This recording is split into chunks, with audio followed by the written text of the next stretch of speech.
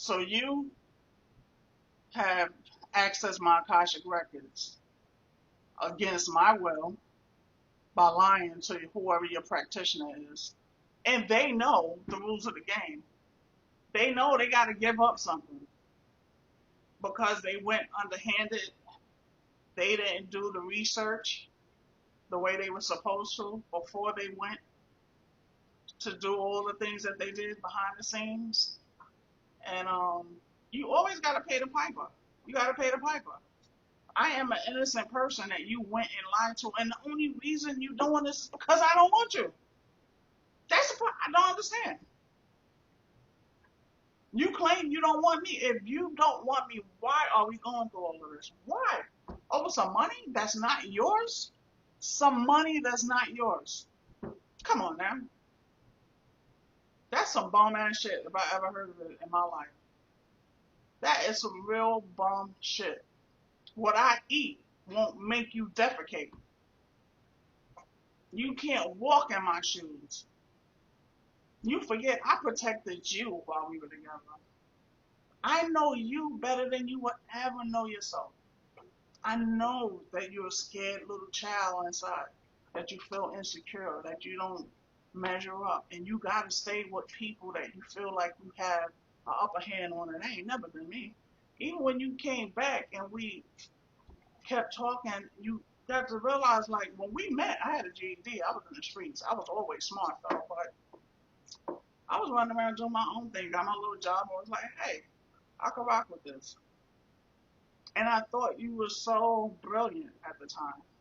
But when you came back 20 years later, I got 2 degrees and was working on the third one in, a couple of months, but I had to work through some things.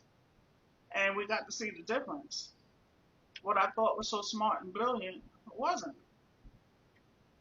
My perception has changed over time. That pedestal no longer exists because I was the one who should have been on the pedestal.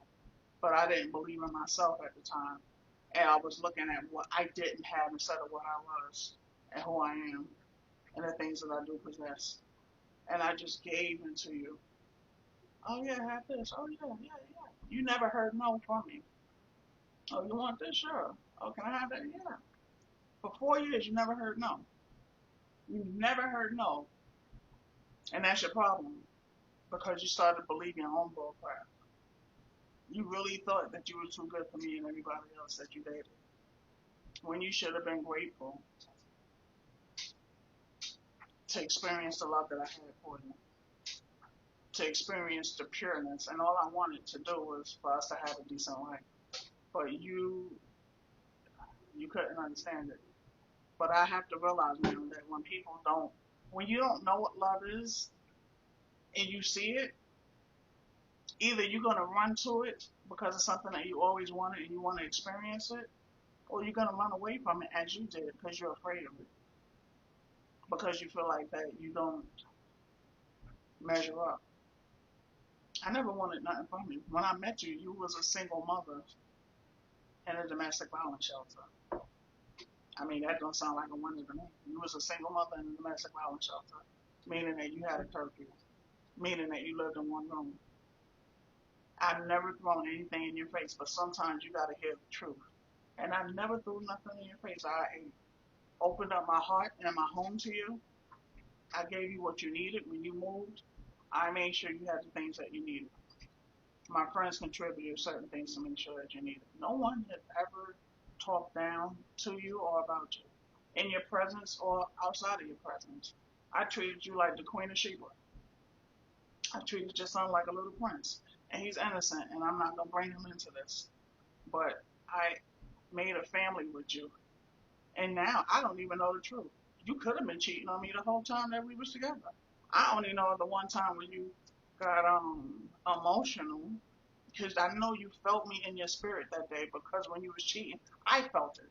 I ain't never go through nothing like that before with someone else. But you are amazing. You are my twin flame turned karmic. You're a karmic person. You have a karmic relationship. And this I would think that this was made up or impossible if it didn't happen to me. I would really think that this was like, it's like a Hollywood script. It's like a sad Hollywood script because, oh, Stephen King and Steven Spielberg couldn't make something up this great. The way that you came and tried to finesse me was amazing. The way that you came in nice and sweet and then mean and evil, then ghosting, and it never dawned on you that Sony is not responding in the way that I wanted because in the beginning, I would argue with you when I moved into my place. And then it dawned on me, she's trying to bait you into arguments. And I realized what it is. It was a transference of emotion, the energy. That's what you wanted. You wanted to deplete me of my energy. And that's what it was. You came by to get another pull. And it took me a while to realize you wasn't contacting me to check on me. You was contacting me to check to see if your black magic worked. And each time I picked up the phone and was still breathing and still in my right state of mind, you was confused and upset. And the confirmation was when I called you a couple of months ago, late at night, a time that I would have never, and I didn't even call you before because we would just text when you was like, oh, I like talking to somebody every day and da da. You talk to your mom every day. You have no friends outside of your mother and your cousin, and like you have no friends. Oh, maybe that was a lie too, because you do have karmic friends that you're doing divination with. But I called you around. It was at night. I want to say 10 o'clock your time or my time, and you were so flabbergasted that I called you. When you picked up the phone, you couldn't say anything, but you kept stuttering. And that was the confirmation that everything that I knew, everything that I felt, every dream, everything through meditation, everything was real. Because I'm one of those, I got to put my hand in the fire and say ouch before I realize that it's true. Because I never would have thought that it was you. I was like, oh no, that baby girl, she wouldn't do nothing like that. She's so innocent. That's confirmation, bro. Exactly. Yes. She wasn't worth nothing. Yeah. Oh no, she would never do that. She would never hurt me. You came back telling me, oh Sony, I love you. I always have, always will. That's your line. Sony, I love you. Always have, always will. Baby, if this is love, I don't want you to ever love me again.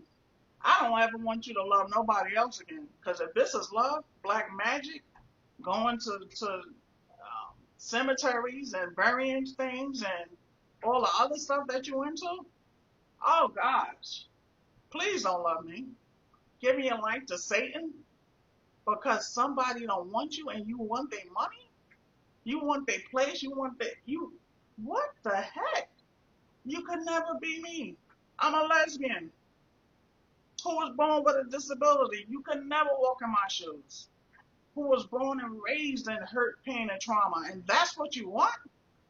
My God. They said be careful what you ask for. Be careful what you ask for. Because you just might get it, sweetie. I wouldn't wish everything that I experienced on nobody. Not even my worst enemy. I wouldn't dare put that on any of them. I signed up for this life because I knew I was strong enough to handle everything. When you saw me, I told you, I said, look at my life and I'm going to show you that there's a God. You're going to see miracles upon miracles. I told you. I'm going to go to school. I'm getting my master's. I'm getting on my feet. This house right here is just temporary. I'm about to turn everything around. It might have taken me longer than it should have, but I'm about to do some amazing things and it's going to show you the power of God. You looked at me like I was crazy. I know who my father is. I know who my father is. I'm a starseed. Everything in my life that was always spirit, that I always ran away from, my ancestors hearing them talk, I I thank you because spirit used you as the vehicle to get me to where I need to be. Now I get to talk to them on a regular basis and have them guide me and direct me and protect me from you. From you, of all people. They are protecting me from you, who will always love me, always will.